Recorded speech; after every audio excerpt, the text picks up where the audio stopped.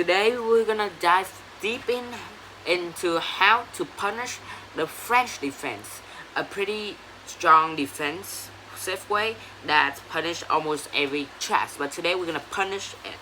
So always it will start with e4, but the French defense start with e6. They playing e6. After that, they push the queen pawn into e5. We develop our two knights, and mostly people could capture a pawn, or they could push straight their pawn up.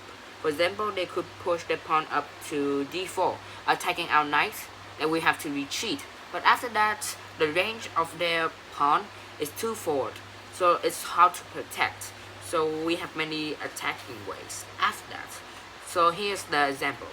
They push up their pawn, then we could retreat our knight. After that, we have two attackers on the pawn, but they have only one defender, so they need at least a pawn as a defender.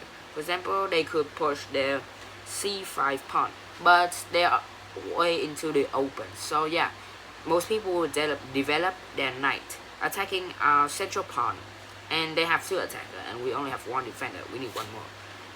After that, we'll push our pawn and they need to retreat, of course. After that, we'll push our d4 pawn. We'll push to d4, pawn to d4, and protecting the other pawn. After that, they will try to develop their bishop by moving to c5. We'll check them. Yeah, they won't. We will actually check them.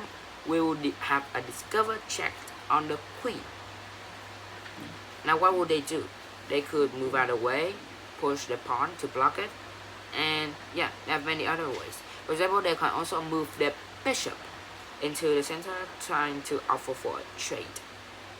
Now let's see what they could do. They could either block with their bishop, a pretty great idea. After we capture, they capture back with their queen, and yeah, their position is too active. But we don't care. We will develop our knight and pushing it to b5, trying to fork them.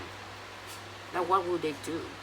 They need to push back their queen to d8 because they need to protect it. But if they do that, we'll have a check, and that will ruin their castle.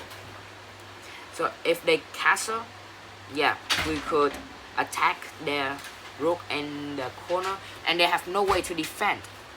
So most people will resign, and this also happened in World Championship in chess, and a grandmaster got trapped in this, and he just played a few more move, and after the few more move, he just resigned because his position is collapsing. There are no way to save the rook. Even if you capture the pawn in the center, it won't do anything. If you move the knight, it won't do anything. So yeah, and here they can only move. They could only develop their piece, and after that capture our piece back. For example, they could move knight to b6, protecting the rook. After we capture, they could capture back. So yeah, they're pretty collapsing. Okay, we have looked at the bishop move, and we know that after the trade will be very weak. So if they move the queen out of the way, moving it to b6, trying to attack our b2 pawn, we won't even protect it. We will capture the pawn on c5, letting them have our pawn, so they could capture it for free. Most people will do that and attacking our knight, but we don't actually protect it. We'll move our knight into b5, just let the pawn hanging, but have a deadly fork after that. So they need to protect it. But how would they do that? Because we have the help of the bishop, who could do many traps. And yeah, here comes the move b5, threaten a fork. And if they move to any square, they need to have a defender on the c7 square. They need to move their knight out, develop their knight, protecting that square. But we also have a deadly checkmate. We have a fork, or if they protect it, we could move our knight into the center, moving into d6, creating a checkmate.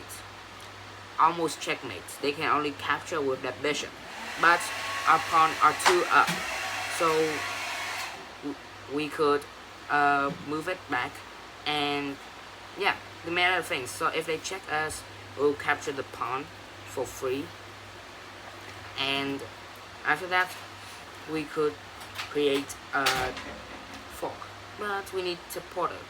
So if we move back our bishop, they need to move back to the c6 square. We move our knight into the center, attacking their queen, of course, and after that we will have a pretty nice shot. For example, we could capture their queen. They need to move out, but where are they going?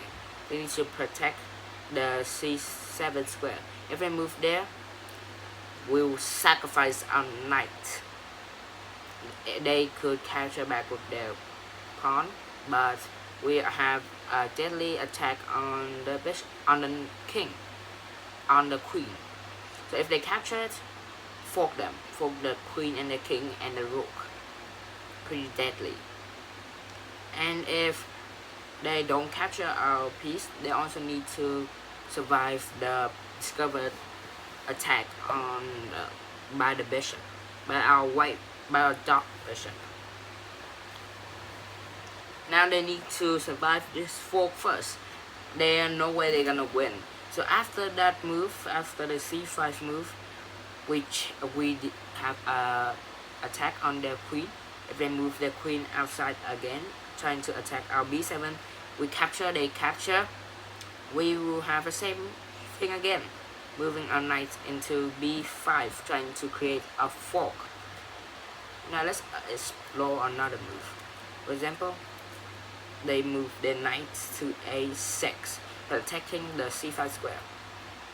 After that, we can attack the queen, or we can push our pawn. Because our pawn is in the center, controlling the center, we attack their piece, they capture our free pawn, and then we will go back and attack the queen once again, like that.